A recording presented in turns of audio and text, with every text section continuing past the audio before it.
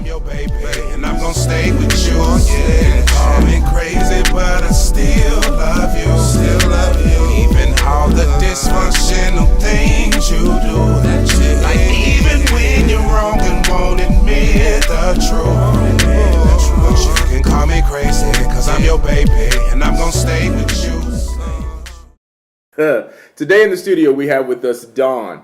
Dawn, how are you doing today? I'm doing great, thank you. That's good, that's good. Tell us a little bit about yourself. Well, I'm a native Houstonian, born and raised here in Houston. I graduated at Texas Southern University from the School of Communications. All right, TSU. Go Tigers. Yes, we love you. Okay.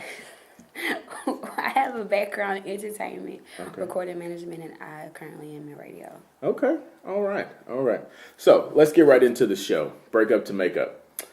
Is getting back with an ex a good thing or a bad thing? Depends on to you.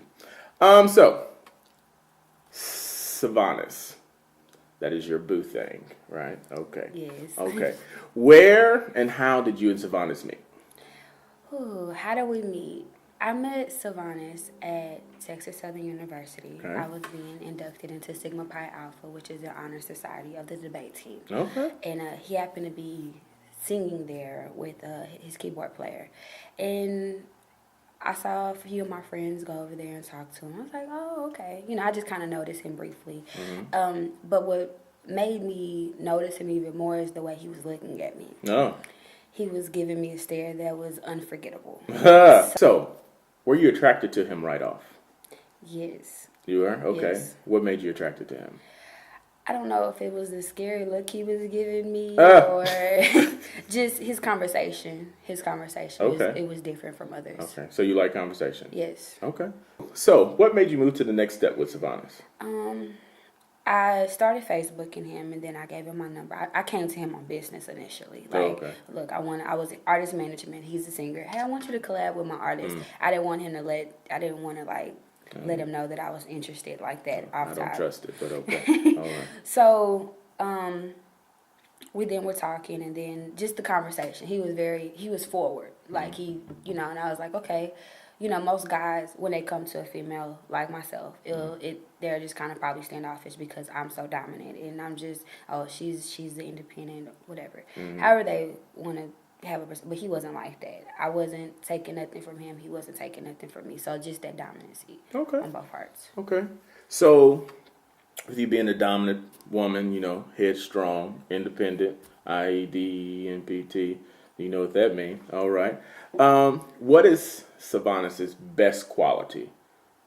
His best quality, he's very dominant, very headstrong, but he's very gentle and a gentleman. Hold on, we have two dominant people in the relationship, two headstrong people, two bulls. Right. So, how does that work? How does that work? We're both opinionated. Like, I want this. Okay. I know it's going to be like this. No, it's going to be like this. But then sometimes you just have to learn to compromise with each other. So we over the years, we learned to compromise with each other's personalities. Okay.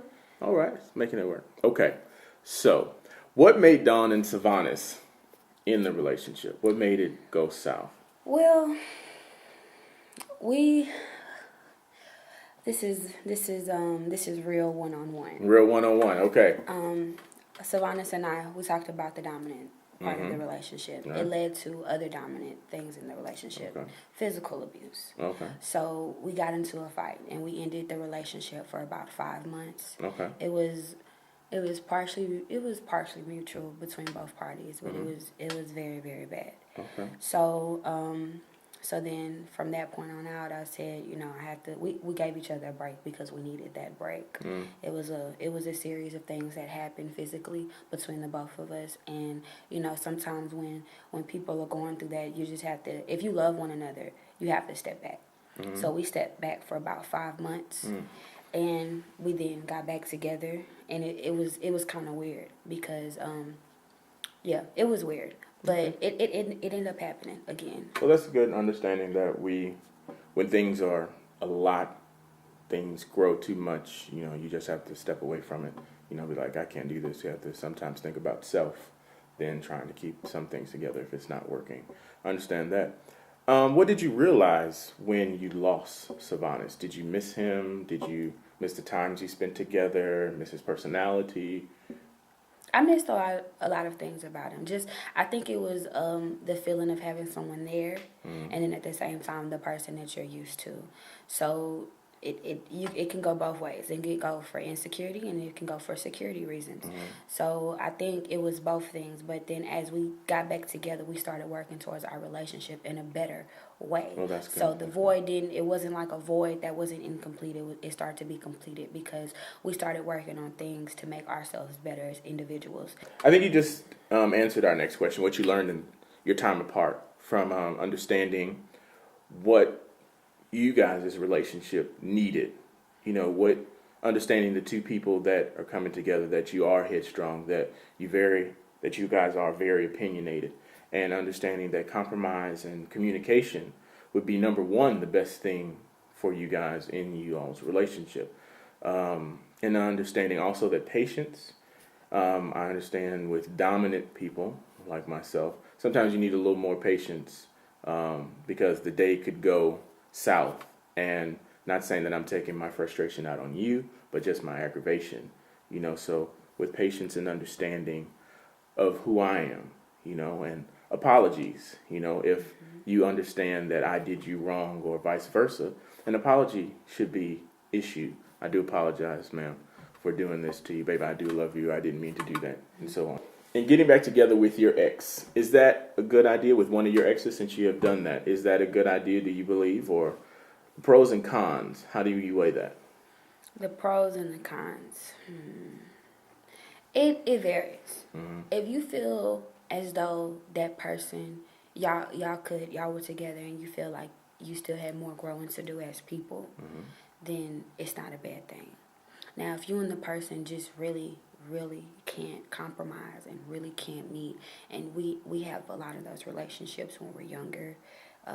Sometimes when we're older, some people just can't mature. If you see yourself maturing in certain areas, just thinking about the little stuff, and you're not just so big-headed, I really think that people can come together and make a relationship work. From my personal opinion, I felt like the little stuff that we had going on, they weren't so big. So we were able to work through the problems. And then another thing, in addition to everything else, was really spiritual, inclining God in our relationship to know, so we can have that unity between the two of us, not in marriage, but in a relationship, and knowing what a friendship is. Okay. That's good. Being friends first, understanding that. I got you. So, this is the end of our segment with Dawn. Stay tuned, and we'll have Savanis here next. Thank you. And I'm gonna stay with you, yeah. Call me crazy, but I still love you. Still love you. Even all the dysfunctional things you do. Like even when you're wrong and won't admit the truth. But you can call me crazy, cause I'm your baby. And I'm gonna stay